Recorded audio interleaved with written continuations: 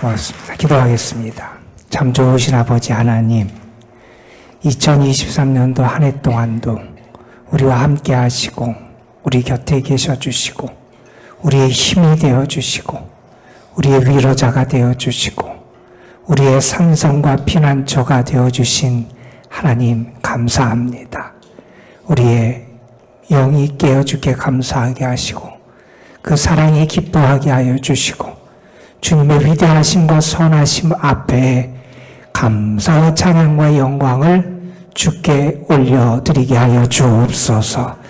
한 해 동안도 우리를 사랑하신 하나님, 그 사랑 때문에 살아왔음을 잊지 않게 하여 주시고 그 사랑이 나를 떠나지 않음을 알게 하여 주시고 세상 그 어떠한 것도 예수 그리스도 안에 나타난 하나님의 사랑에서 우리를 끊을 수 있는 것이 아무것도 없음을 알게 하여 주시고 그래서 더 기뻐하며 믿음의 확신 가운데 담대하게 살아갈 수 있도록 인도하여 주옵소서. 하늘 은혜 가운데 살아온 저희들 또한 하나님이 열어주실 새해를 믿음으로 바라보며 기다릴 수 있도록 인도하여 주옵소서. 성령이 우리를 깨워주셔서 하나님 안에 거하게 하시고 주님 때문에 우리의 삶의 능력을 얻게 하여 주시고 주님을 바라보며 소망 중에 거하게 하여 주시고 우리 자신을 주께 맡기며 믿음으로 살아가는 새해를 준비할 수 있도록 인도하여 주옵소서. 이 자리에 함께 못한 분들이 있습니다. 우리 연로하신 분들, 여러 가지 얽매임과 또한 육신적인 연약한 가운데 있는 분들, 하나님 저들을 기억해 주시고 사랑해 주시고 저들을 붙잡아 주시기를 소망합니다. 외롭지 않게 하여 주시고 하나님이 늘 힘이 되어 주옵소서. 이 시간 우리가 하나님의 말씀 앞으로 나아갑니다. 주께서 부족한 것을 가려주시고 사랑하는 성도들의 말씀을 통하여 다시 한번 믿음을 새롭게 세워갈 수 있도록 성령께서 인도하여 주옵소서. 우리 구주 예수 그리스도의 이름으로 기도드리옵나이다. 아멘. 이런 이야기가 있습니다. 어떤 시골집에 한 여성이 찾아왔어요. 얼굴이 아주 예쁘고 옷도 곱게 차려입고 그리고 아주 화사한 모습을 하고 있는 여인이었습니다. 주인이 그 여인을 보고 물었어요. 당신은 누구요? 그랬더니 그 여인이 대답을 합니다. 내 이름은 행운입니다. 당신이 왜 여기에 왔습니까? 이렇게 물으니 이렇게 대답을 합니다. 나는 가는 곳마다 복을 빌어주기 위해서 내가 왔습니다. 내가 이곳에도 복을 빌어주기 위해서 왔습니다. 주인이 너무 기뻤어요. 그래서 기쁨 가운데 맞아드립니다. 어서 오십시오. 우리 집도 복이 필요합니다. 그래서 그 여인을 맞아드립니다. 그 여인이 들어오는데 뒤를 따라오는 또 한 여인이 있는 겁니다. 그 여인은 아주 추한 얼굴을 하고 있었고 누더기 옷을 입고 있었고 아주 음산한 표정을 짓고 있었습니다. 주인이 물어요. 댁은 도대체 누굽니까? 그 여인이 대답합니다. 나는 불행이라고 합니다. 당신은 왜 왔습니까? 그랬더니 말합니다. 나는 재앙을 뿌리고 비극을 심어주기 위해 왔습니다. 이런 얘기를 하는 거예요. 주인이 깜짝 놀랐죠. 그러면서 기분이 나빠서 화를 내면서 그렇게 말합니다. 썩 물러가십시오. 그랬더니 그 여인이 차가운 웃음을 지으면서 주인에게 이러한 말을 했다 그럽니다. 조금 전에 당신이 반겨준 그 여인이 제 언니입니다. 그런데 미안하지만 나는 항상 언니와 함께 다닙니다. 나를 쫓아내면 우리 언니도 가야 합니다. 이런 얘기를 했어요. 여러분, 이 이야기가 우리에게 주는 이야기는 그런 거죠. 행복, 불행은 따로따로 오는 것도 아니고 우리에게 행복만 혹은 불행만 찾아오는 게 아니다 하는 것을 우리 가르쳐 줍니다. 기쁨과 슬픔, 우리에게 함께 찾아온다는 거예요. 여러분, 2023년도 우리가 한 해를 보내고 우리가 또 마지막 날, 오늘 마지막 송년주일을 하나님 앞에 드리며 예배를 하고 있어요. 여러분은 금년 한 해를 어떻게 보내셨습니까? 여러분에게는 행복이 많았습니까? 아니면 불행이 많았습니까? 물론 우리에게 행복한 시간도 있었고 어려운 시간도 있었을 겁니다. 그런데 여러분 가운데는 그래도 한 해를 보내면서 행복한 한 해를 보냈다, 이렇게 고백할 수 있는 분도 아마 계실 겁니다. 하나님의 역사하심, 하나님의 은혜를 아주 구체적으로 경험하고 하나님이 나를 도와주심을 아주 분명하게 경험한 분들도 계실 거예요. 반면에 또 어떤 분들은 너무나 힘들고 어려운 시간을 보낸 분도 계실 겁니다. 하나님의 역사하심을 느끼지 못하고 너무나 지치고 고단한 시간을 보낸 분도 아마 계실 겁니다. 여러분 가운데 혹시 금년 한 해 그렇게 힘겨운 삶을 살아온 분이 계시다면 오늘 하나님께 나아가서 하나님의 위로를 받으시기를 바라고, 하나님께서 새해를 준비하는 여러분을 하나님의 은혜로 새롭게 빚어주시는 그런 축복이 함께하기를 주님의 이름으로 축원합니다. 여러분, 우리가 어려움을 만날 때 힘든 것은 그 어려움 자체의 힘겨움, 벅참도 우리에게 있을 거예요. 내가 그것을 견뎌내기에 너무 버거운 그런 어려움도 우리에게 있을 겁니다. 그런데 믿음의 사람으로서 우리를 더 힘들게 하는 것은 그때 하나님이 마치 안 계신 것 같은 그런 불안함과 회의가 우리 속에 찾아온다는 겁니다. 내가 힘겨운 시간을 보냅니다. 그런데 나는 하나님을 믿는 사람인데 하나님이 나에게 무관심한 것처럼 느껴집니다. 내가 하나님에게 심지어 버림받은 것 같은 그러한 느낌을 갖기도 합니다. 여러분, 물론 우리 하나님은 영이시고요. 그래서 우리가 하나님에 대해서 온전히 하나님을 파악하는 건 힘들어요. 뿐만 아니라 하나님은 우리의 창조주가 되시고 우리는 그분이 지으신 피조물에 불과하잖아요. 피조물된 우리가 어떻게 하나님에 대해서 다 알고 하나님의 길에 대해서 다 알고 하나님의 뜻하심에 대해서 다 알 수 있겠어요. 그런데 우리는 간혹 잊어버리고 살아가요. 뭘 잊어버리느냐? 내가 피조물임을 잊어버려요. 그리고 모든 역사를 다스리시는 분이 우리 하나님이시고 우리의 삶을 주관하시는 분이 하나님이라는 사실을 망각하며 살아갈 때가 있다는 겁니다. 그리고 우리는 자꾸 내 기준을 가지고 파악하고 이해하려고 하는 그런 습성을 나타내기도 합니다. 그래서 우리는 더 절망하기도 하고요. 더 회의감 가운데 깊이 빠져들곤 합니다. 여러분, 오늘 말씀은 이스라엘 백성들이 겪었던 한 사건을 우리에게 전해주는 그러한 말씀이고, 특별히 회의와 불안, 불신 속에 빠졌던 그들의 모습을 우리에게 전해주는 이야기입니다. 우리가 알듯이 이스라엘이 애굽을 탈출했어요. 그리고 가나안 땅을 향해 가면서 지금 광야 시대를 보내고 있습니다. 그들이 광야에서 유랑하던 그때 벌어졌던 아주 큰 한 사건을 우리에게 오늘 말씀은 전해줍니다. 우리가 아는 것처럼 이스라엘 백성이 애굽을 탈출할 때 나왔던 그 숫자가 남성만 한 60만 명 정도가 된다. 그렇게 성경이 우리에게 보도하지요. 아마 여인들, 아이들까지 다 하면 좋기 200만 명은 더 되는 그런 엄청난 사람이 출애굽을 했을 거예요. 여러분, 그 많은 무리가 그들이 광야 생활을 한다라고 하는 걸 생각하면 얼마나 힘들고 어려운 길을 걸어갔을까 우리가 짐작할 수 있어요. 그런데 그들이 살았던 이 광야 40년의 세월 동안 그들이 매일 광야를 걷고 또 저녁에 쉬고 또 걷고 또 쉬고 했던 그러한 여정을 밟았던 것이 아님을 우리는 알아요.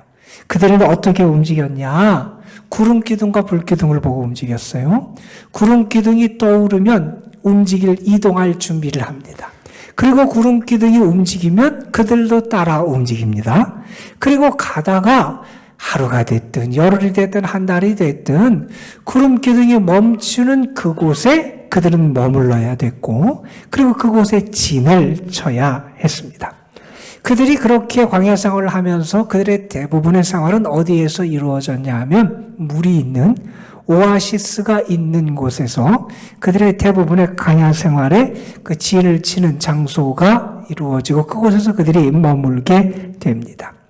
여러분, 광야 생활을 한다 생각하면 필요한 게 많이 있겠지만 무엇보다도 필요한 게 먹을 것과 마실 것일 거예요. 그런데 여러분, 그 앞에 있는, 오늘 말씀 바로 앞에 있는 출애굽기 16장에 보면 하나님께서 광야 생활을 하는 이스라엘 백성들을 위해서 하나님이 먹을 것을 마련해 주시는 사건이 나와요.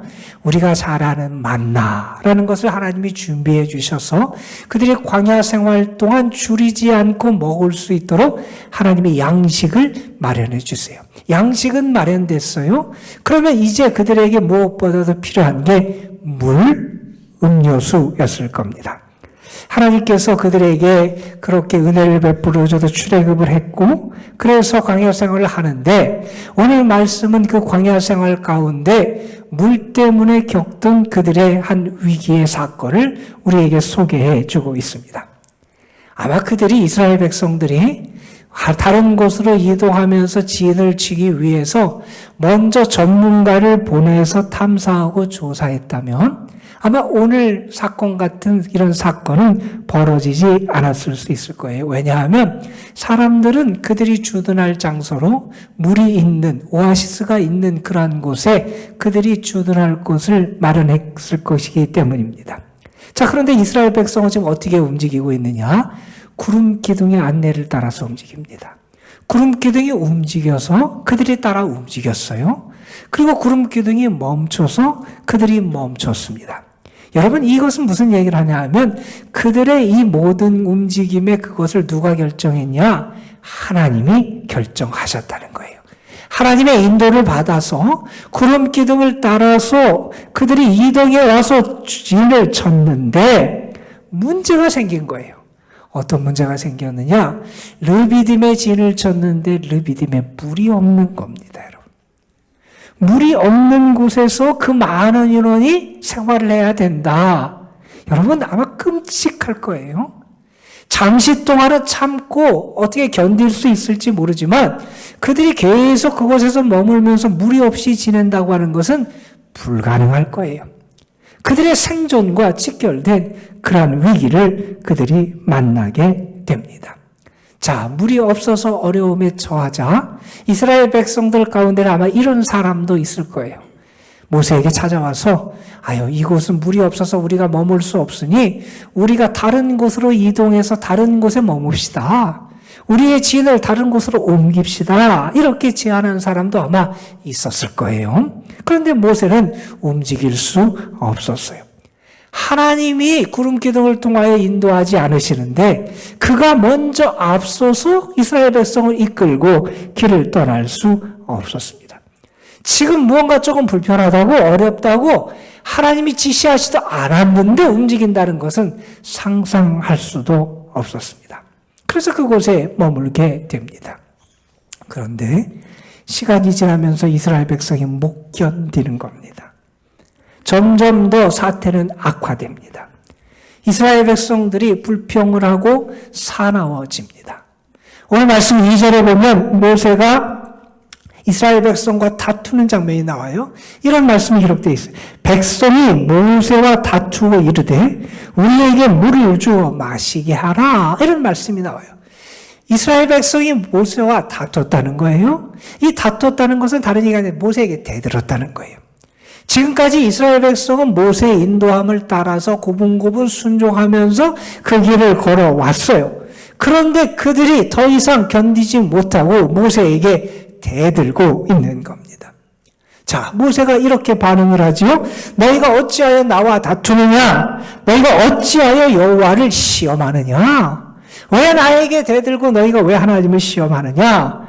모세가 이런 이야기를 했지만 사실 모세에게 어떤 그 문제를 해결할 수 있는 뾰족한 수도 그에게는 없었습니다. 구름 기둥이 움직이지 않는데 다른 곳으로 옮겨갈 수 없었지요. 백성은 점점 불안해하고 원망하고 분노를 품어냅니다. 그 모든 원망과 분노가 모세에게 향합니다. 우리를, 우리의 자녀를, 우리의 가축들을 목이 말라서 죽게 하려고 이곳까지 끌고 왔느냐. 모세에게 계속해서 대듭니다. 견딜 수 없는 모세는 하나님께 나와서 이렇게 아뢰지요. 오늘 말씀 4절입니다. 하나님, 내가 이 백성에게 어떻게 하리이까? 그들이 조금 있으면 돌을 들어서 나를 치겠습니다. 아마 지금 모세가 하나님 앞에 엄살을 부리거나 과장을 하면서 저들이 나를 죽이려고 합니다, 이렇게 말하진 않았을 거예요. 지금 그들은 화가 났어요? 분노했어요? 죽게 됐다고 아우성을 쳐요? 모세는 어찌할 수 없었습니다. 그리고 그들이 이제 분노가 크게 달아서 이제 자신에게 돌을 던져서 자신을 해할지도 모르는 그런 급박한 절박한 상황을 만나게 됩니다. 하나님께 아뢰고 하나님께서 모세에게 응답하시지요. 그래서 그런 지시를 내리시죠. 너희 이스라엘의 리더들을 데리고 가서 내가 지시하는 바위를 내 지팡이로 내려쳐라. 그리하면 거기에서 물이 나올 거다. 이렇게 하나님이 말씀하시고 오늘 말씀의 모세는 하나님이 말씀하신 그대로 행하게 됩니다. 자, 그래서 물이 나왔고요. 이스라엘 백성은 큰 위기에서 벗어나게 됩니다. 자, 이 사건이 있은 다음에 이 르비딤을 그 다음에 뭐라고 불렀다고 오늘 말씀에 등장하냐면 두 개의 지명의 이름이 나와요. 하나는 어떤 이름이냐면 무리바라는 이름이고 또 하나는 마사라는 이름으로 그곳이 불렸다는 거예요. 왜냐? 무리바라는 뜻은 다툼이란 뜻이고 마사라는 뜻은 시험이다라는 뜻인데 이스라엘 백성이 그곳에서 하나님과 모세와 다퉜고 또한 그들이 하나님을 시험했기 때문에 그곳의 이름을 무리바, 마사라 이렇게 부르게 됐다 하는 그런 말씀이 여기 등장을 합니다. 그런데 여러분 오늘 말씀 마지막 부분 7절 마지막 부분에 보면 이 사건이 일어나던 이때 이스라엘 백성들이 마음속에 담고 있었던 그들의 생각, 그들 마음속에 있었던 그들의 마음의 생각이 무엇인지를 우리에게 보여주는 말씀이 등장을 합니다. 그때 그들은 어떤 생각을 하고 있었느냐? 여호와께서 우리 중에 계신가 안 계신가 했다는 거예요. 다시 말해서 그들은 이 사건이 벌어지는 이 상황 속에서 어떤 생각을 마음속에 품었느냐? 하나님이 우리 가운데 안 계신 것 같다 하는 이런 생각을 했다는 겁니다. 여러분, 우리도 2023년을 살아왔어요. 때로는 편안한 삶을 산 시간도 있었지만 어렵고 힘든 시간을 아마 여러분들이 걸어온 그런 분들이 많이 계실 거예요. 여러분, 그때 여러분은 어떤 마음, 어떤 생각을 하며 그 시간을 보내셨습니까? 지금 여러분은 어떤 마음을 품고 하나님 앞에 나와 있습니까? 여러분, 혹시 나에게 어려움이 찾아왔을 때, 내가 감당하기 힘든 그런 사건과 문제를 만났을 때, 시련과 시험이 나에게 찾아왔을 때, 여러분 혹시 이러한 마음을 품진 않았습니까? 하나님이 안 계신 건 아닌가? 하나님이 우리 가운데 안 계신 건 아닌가? 하나님이 나에게 관심이 없는 건 아닌가? 하나님이 나를 버리신 건 아닌가? 여러분, 이스라엘 백성들이 이 사건이 벌어지는 와중에 그들은 마음속에 이런 생각을 가졌다는 거예요. 이게 그들의 근본적인 문제였다는 겁니다. 여러분, 왜 그렇습니까? 지금 이스라엘은 출애굽을 해서 지금 르비딤에 도착해 있어요. 그동안 이스라엘이 겪었던 일들을 우리가 한번 생각해 볼 수 있을 겁니다. 여러분, 그들이 애굽에서 노예 생활을 했습니다. 하나님께서 그들의 고통을 보셨고요. 하나님께서 그들의 부르짖음을 들으셨고요. 그래서 그들을 애굽에서 건져주셨어요. 그 당시 세계에서 가장 강한 나라였던 애굽, 그 애굽의 통치자였던 바로는 이스라엘 백성들을 도와줄 생각이 없었어요. 그들을 붙잡고 있으면 그들을 통해서 값싼 노동력을 자기가 충분히 얻고 이득을 얻을 수 있었기에 이스라엘 백성들을 놓아줄 생각을 하지 않고 있었습니다. 자, 그때 하나님께서 그 바로의 생각과 의지를 꺾기 위해서 어떻게 행하십니까? 하나님께서는 10가지 재앙을 애굽 땅에 내리세요. 그래서 그 바로가, 그 고집센 바로가 두 손을 다 들게 만드세요. 그 당시 세계를 지배했고 가장 강하다고 하는 제국의 그 권력자가 하나님 앞에 꼬꾸러지는 것을 이스라엘 백성들이 봤다는 거예요. 여러분, 그들이 애굽을 나왔어요.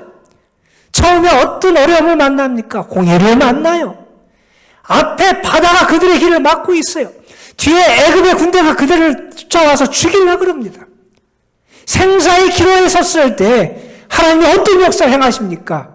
홍해를 갈라주셨어요. 그들이 육지같이 그것을 건넜어요. 애굽의 군대가 거기에 물에 빠져 죽는 수장되는 그러한 하나님의 기적을 그들이 경험합니다. 여러분, 광야길을 걸어가요. 뜨겁고 밤에는 춥고, 그런데 하나님은 어떻게 그들과 함께 하십니까? 낮에는 구름 기둥으로, 밤에는 불 기둥으로 그들과 함께 하시고 그들을 인도하세요. 놀라운 하나님의 인도하심을 경험합니다. 여러분, 마라에서 도착해서 그들이 물을 마시려고 하는데 물이 써요. 물이 마실 수 없었어요. 그런데 하나님께서 어떻게 역사하시고 모세를 통하여 나뭇가지를 던져서 그 물을 달게 만들어주세요. 또 다른 하나님의 기적을 경험했어요. 그리고 광야에서 생활하는데 먹을 게 없잖아요. 그런데 하나님이 만나를 내리셔서 그들이 굶주리지 않고 먹을 수 있게 하세요. 때로 그들에게 메추라기를 내리시기도 했어요. 여러분, 지금까지 이 르비딤에 도착하기까지 이스라엘이 경험했던 게 뭡니까? 하나님이 살아계시다는 거예요. 하나님이 능력의 하나님이라는 거예요. 하나님이 함께 하신다는 거예요. 하나님이 역사하신다는 거예요. 그들은 지금까지 무엇을 경험했냐면 하나님이 그들 가운데 계시고 하나님이 그들과 함께 하시고 하나님이 그들 가운데 역사하시고 일하시고 하나님이 그들을 사랑하신다는 사실을 경험했다는 거예요. 하나님의 임재를 경험하고 하나님의 함께 하심을 경험했는데 그러한 이적과 능력을 지금까지 수없이 경험해 왔는데 그들이 지금 어려움에 처하자 어떻게 합니까? 하나님이 우리 가운데 안 계신 거 아니야. 하나님이 살아계시지 않은 것 같아. 그들의 마음속에 의심, 회의감을 갖게 됩니다. 우리도 그럴 때가 있을 거예요. 살아보면서 의심 없이 믿어질 때가 있어요. 하나님이 나를 사랑하시는 것 같고요. 하나님이 내 안에서 역사하시는 것 같고요. 나를 통하여 일하시는 것 같고요. 하나님의 손길이 생생하게 느껴질 때가 있어요. 그런데 그 하나님의 손길을 알지 못하는 사람이 불쌍하고 안타까운 마음을 가지고 그들에게 나아가기도 합니다. 그런데 때로는 우리의 마음속에 의심이 일어날 때가 있어요. 나에게 일어나기 원하지 않는 일이 일어나기도 하고요. 하나님께 기도했는데 응답이 안 되는 것 같기도 하고요. 영적으로 무감각해져서 무엇도 느끼지 못하고 아무것도 느끼지 못하는 것 같고요. 어려운 가운데 모든 것이 다 거짓말만 같은 그러한 삶의 자리에 처할 때가 있습니다. 그때 우리는 이런 생각을 갖게 돼요. 하나님이 살아계신가? 하나님이 정말 우리 가운데 계신가? 내 삶에 하나님이 함께 하시는가? 그러한 의심을 갖게 됩니다. 그런데 여러분, 우리가 갖는 이러한 생각과 의심의 뿌리를 한번 생각해 보면 그러한 의심, 그런 회의감은 왜 생기냐 하면 내가 원하는 대로 하나님을 조종하고 싶은 우리의 심성 때문에 생깁니다. 우리가 원하는 방식대로 우리가 원하는 시간에 하나님이 우리를 위하여 역사하시기를 우리는 기대해요. 여러분 한번 잘 생각해 보세요. 우리는 자신의 뜻대로 일이 이루어지면 하나님이 우리 중에 계십니다 고백해요. 그런데 우리는 우리의 뜻대로 무언가 이루어지지 않으면 하나님이 우리 가운데 계시기라도 하단 말인가 의심하고 회의감 가운데 빠져듭니다. 이거는 내가 하나님 자리에 앉아서 생각하고 판단하는 거예요. 피조물인 내가 중심이 되고 내가 우주의 중심이 되고 내가 하나님 자리에 앉아서 모든 것을 판단하고 이해하려고 하는 그런 생각에서 비롯된 것이라는 겁니다.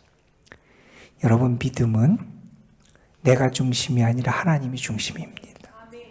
믿음은 그렇기 때문에 그 하나님을 믿고 의지하며 따라 살아가는 거고요.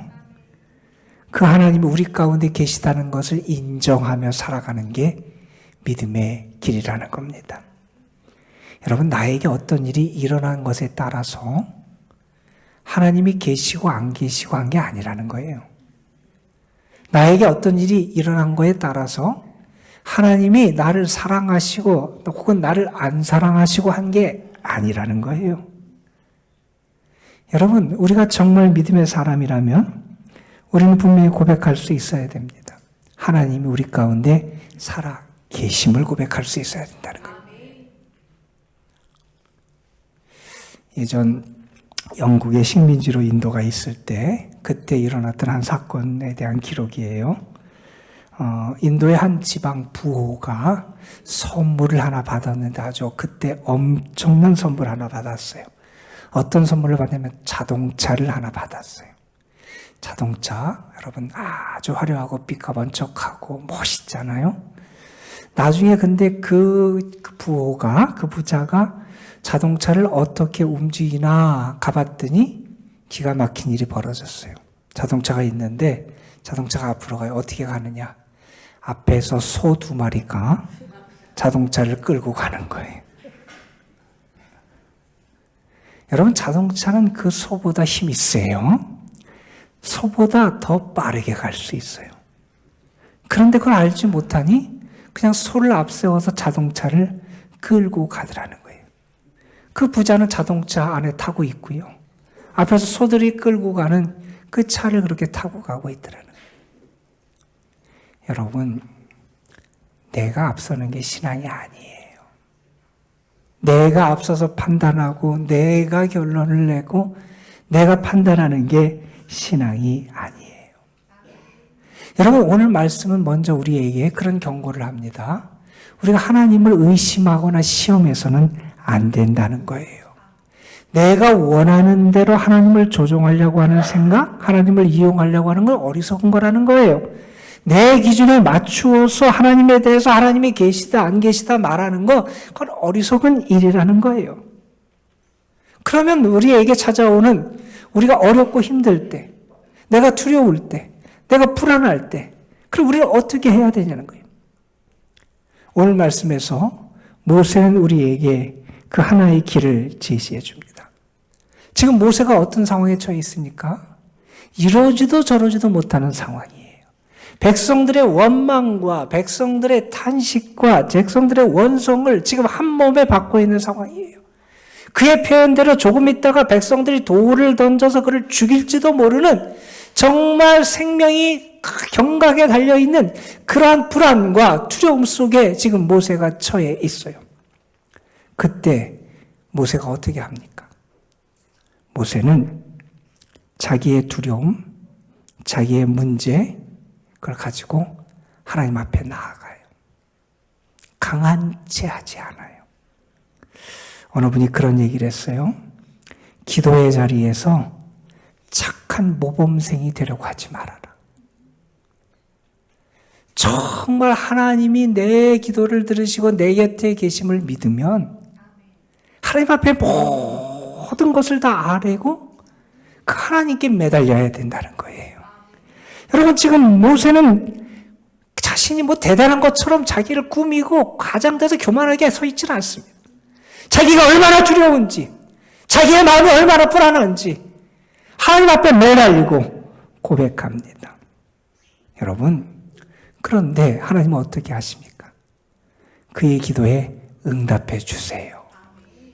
그래서 하나님이 그와 함께 하심의 증거를 나타내 주시잖아요. 하나님이 그들 가운데 계신 증거를 나타내 주시잖아요. 어찌 보면 모세의 기도는 상당히 유치한 기도입니다, 여러분. 그가 뭐 거룩하게 하나님의 나라를 구하고 하나님의 의를 구하고 하나님의 뜻을 구하는 기도를 지금 하고 있지 않아요. 그가 하나님 앞에 뭘 아뢰입니까? 하나님, 물 좀 주세요. 물을 주셔야 됩니다. 하나님, 이대로 두면 제가 죽습니다.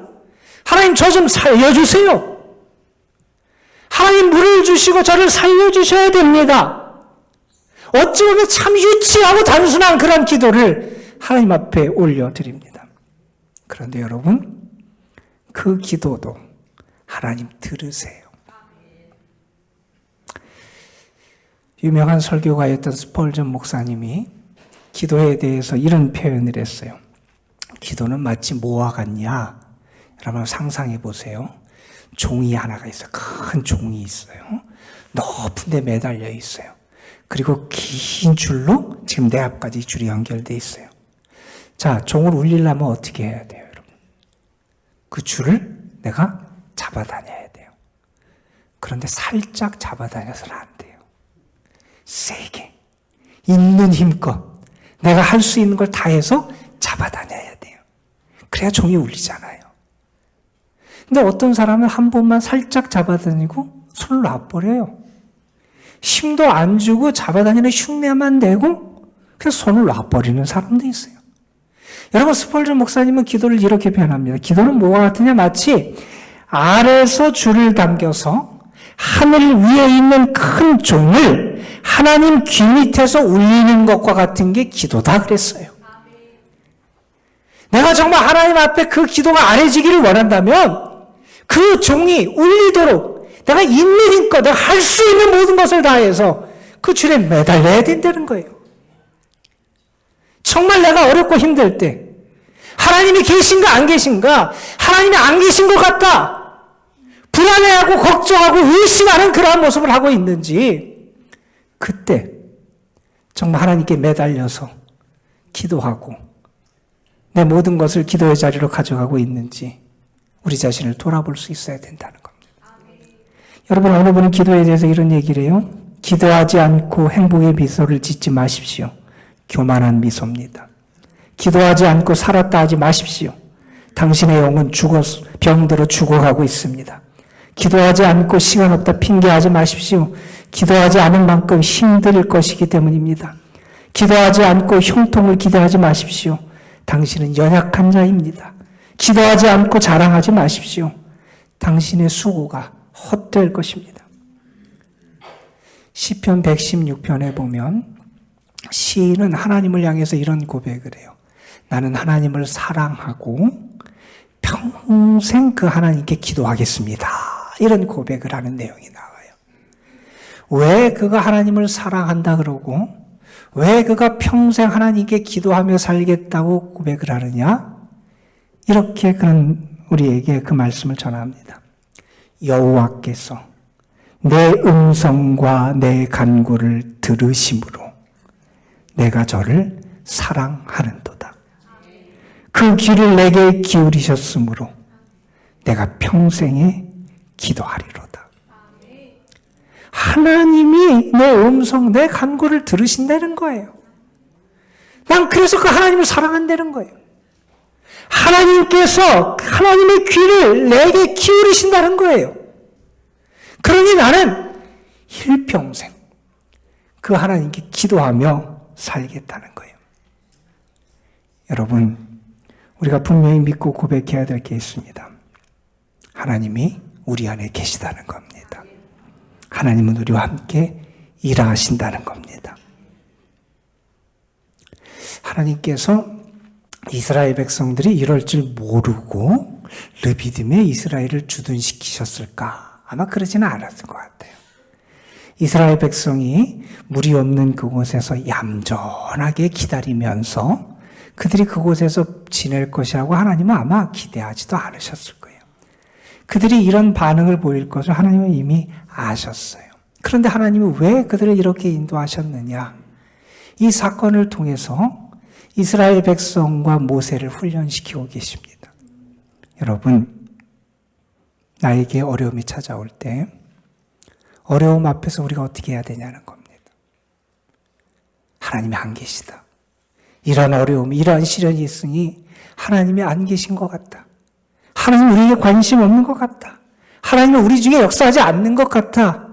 이렇게 불안하고 의심하는 게 아니라 어떤 일이 있어도, 어려움이 있어도, 내 뜻대로 이루어지지 않는 그런 때일지라도 하나님을 믿고 하나님을 의지하며 살기를 하나님이 기대하셨다는 겁니다.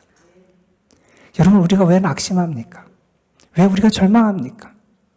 하나님이 우리와 함께 하신다는 사실을 잊어버리기 때문에 그렇습니다.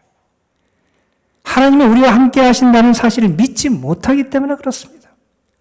조그마한 어려움이 찾아오면 또 탄식합니다. 하나님이 안 계신 것 같다는 거예요. 하나님이 역사하지 않으신 것 같다는 거예요. 여러분, 하나님은 하나님의 사람들에게, 이스라엘 백성들에게 끊임없이 그래서 그들을 가르치고 깨우쳐 주셨어요. 하나님의 일을 맡기실 때도 지쳐 낙심하는 이스라엘 백성들을 향해서 하나님은 이렇게 말씀하십니다. 강하고 담대하라. 두려워하지 말며 놀라지 말라. 내가 어디로 가든지 내 하나님 여호와가 너와 함께 하느니라. 두려워 말라. 내가 너와 함께 함이라. 놀라지 말라. 나는 내 하나님이 됨이라. 내가 너를 굳세게 하리라. 참으로 너를 도와주리라. 참으로 내 이로운 오른손으로 너를 붙들리라. 우리나라 예전에 유명한 부흥사 목사님 한 분이 좀 특이한 행동을 하고 다녔던 그런 일화 여러분 아실 거예요. 그분은 항상 오른손을 이렇게 움켜쥐고 다녔다는 거예요. 사람들이 물었어요. 목사님 왜 그렇게 손을 이렇게 움켜쥐고 다니세요? 그랬더니 그분이 그렇게 대답했답니다. 저는 제 오른손으로 예수님의 손을 꼭 붙들고 다니기 때문입니다. 그분은 하나님이, 주님이 함께 하심을 믿은 거예요. 주님이 내 곁에 계심을 믿는 거예요. 내가 주와 함께하는 사람이라는 것을 믿은 거예요. 여러분, 금년 안에 어떻게 살아오셨습니까? 여러분 지금 어떠십니까? 여러분 속에 하나님이 살아계신 것 같고 하나님의 은혜가 있는 것 같고 하나님이 여러분 중에 계신 것 같습니까? 그렇다면 감사하시기 바랍니다. 하나님의 그 따뜻한 손길에 먼저 감사하시고요. 여러분의 영이 깨어서 그 하나님의 은혜를 알 수 있게 된 것에 감사하십시오. 그리고 여러분 또한 준비하십시오. 여러분에게도 분명히 여러분 영혼의 어둡고 캄캄한 밤, 광야길을 거니는 그러한 날이 찾아올 겁니다. 그때 여러분, 내가 하나님이 계신가 안 계신가 의심하고 불안해하는 사람이 아니라 그때도 하나님 앞에 맡기고 하나님의 사랑을 믿고 함께 계심을 믿고 살아갈 수 있도록 여러분 자신을 준비해야 됩니다. 여러분 혹시 지금 여러분이 영혼의 캄캄한 밤 가운데 있다면, 눈물 골짜기를 거닐고 계신 분이 계시다면, 아무것도 없는 광야길을 외롭게 걷고 있다고 생각하신다면 지금이 기도할 때입니다. 하나님이 모세에게 응답하셨듯이 여러분에게도 하나님의 함께 하심의 증거를 나타내 주십니다. 2023년도 마지막 날입니다. 우리가 믿음을 갖고 고백해야 될 게 있습니다. 하나님이 우리 가운데 계셨습니다. 감사합니다. 우리 가운데 계신 하나님이 새해에도 우리 가운데 계실 줄로 믿습니다. 얼마 전에 신방을 했는데 거기서 그런 얘기를 들었어요. 우리 청년들이 무슨 찬양팀을 하나 또 따로 자기네들끼리 준비하고 있다는 거예요. 그러면서 저한테 찬양단 이름을 꼭 줘줘야 된다는 거예요. 여러분 이름 짓는 게 얼마나 힘들지 알죠? 아주 편하게 부탁을 하더라고요. 제가 고민하고 있었어요. 그러다가 하나의 그게 이름이 생각이 났어요. 그래서 이거 어떠냐? 그리고 제안을 했어요. 빠르게 읽으면, 편하게 읽으면 로딘미 찬양단. 나쁘진 않죠? 로딘미. 빨리 붙여 읽어서 그러는데 제가 생각했던 건 그거예요. Lord in me. 내 안에 계신 주님. 내 안에 계신 주님. 주님이 내 안에 계세요. 주님이 우리 가운데 계세요. 그게 우리가 살아갈 이유고 힘을 얻을 이유고 또다시 소망으로 2024년을 맞이할 수 있는 이유가 될 줄로 믿습니다. 여러분, 우리 함께 찬양 한 곡 부르죠. 오 신실하신 주, 하나님 한 번도 나를 실망시킨 적 없으시고. 같이 찬양합니다.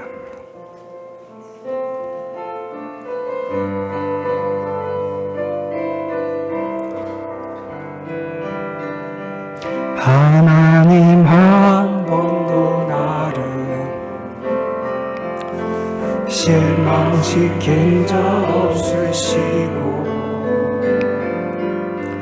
언제나 공평과 은혜로 나를 지키시네.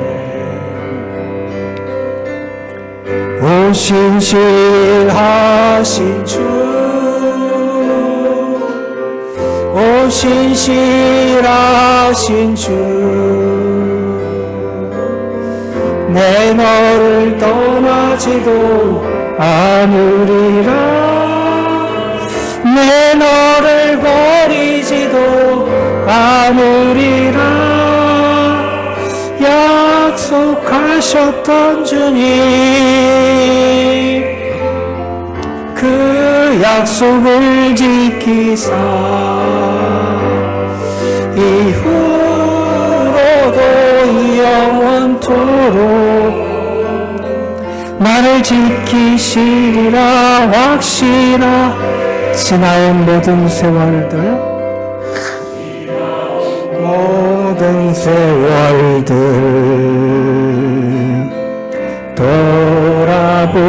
돌아보아도 그 어느 곳 하나 주의 손길 안 미친 것 전혀 없네. 오 신실하신 주, 오 신실하신 주, 내 너를 떠나지도 않으리라. 내 너를 버리지도 않으리라. 약속하셨던 주님, 그 약속을 지키사 이후로도 영원토록 나를 지키시리라 확신. 오 신실하신 주, 오 신실하신 주, 오 신실하신 주, 내 너를 떠나지도 않으리라. 내 너를 버리지도 않으리라. 약속하셨던 주님, 그 약속을 지키사 이후로도 영원토록 나를 지키시리라 확신하네. 하나님, 지나온 모든 세월 우리와 함께 해주셔서 감사합니다. 그 손길로 우리를 이끌어 주셔서 감사합니다. 불안해하는 우리들, 걱정하는 우리들, 염려하는 우리들, 의심하는 우리들을 향해서 내 너를 떠나지 않고 내 너를 버리지 않고 너와 함께 한다고 약속해 주신 주님 감사합니다. 우리의 눈을 열어서 주님을 보게 하여 주시고 어느 길이든 주와 동행하는 저희들 되게 하옵소서. 우리 주 예수 그리스도의 이름으로 기도드리옵나이다. 아멘.